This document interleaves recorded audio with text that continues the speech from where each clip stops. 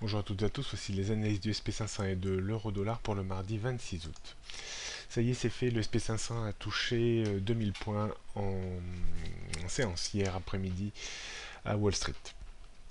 Le tout maintenant est de savoir si ce niveau va servir vraiment d'obstacle à l'avenir ou si ce n'est qu'une marche supplémentaire à franchir avant d'aller chercher un no man's land bien au-dessus.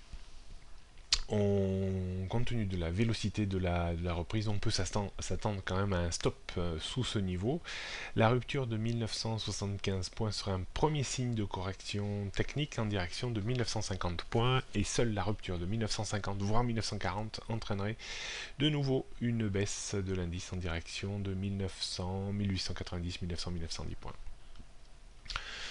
L'incroyable reprise de ces 15 derniers jours est surprenante. Donc on va voir un petit peu dans les prochains jours comment le SP500 gère la vélocité haussière très forte en direction de cette résistance technique et psychologique des 2000 points. Donc on note une résistance maintenant à 2000 points, support 1975, 1950, 1940, 1920 et 1894 points. La tendance reste haussière au-dessus de 1950 points. Du côté de l'euro-dollar, l'objectif de baisse pour moi de fin ou début septembre à 1,32, 1,3250 est atteint. On pourrait très bien faire un stop dans cette zone pendant quelques jours, voire quelques semaines, avant que l'euro-dollar retrouve un courant baissier en direction de 1,31, voire 1,30.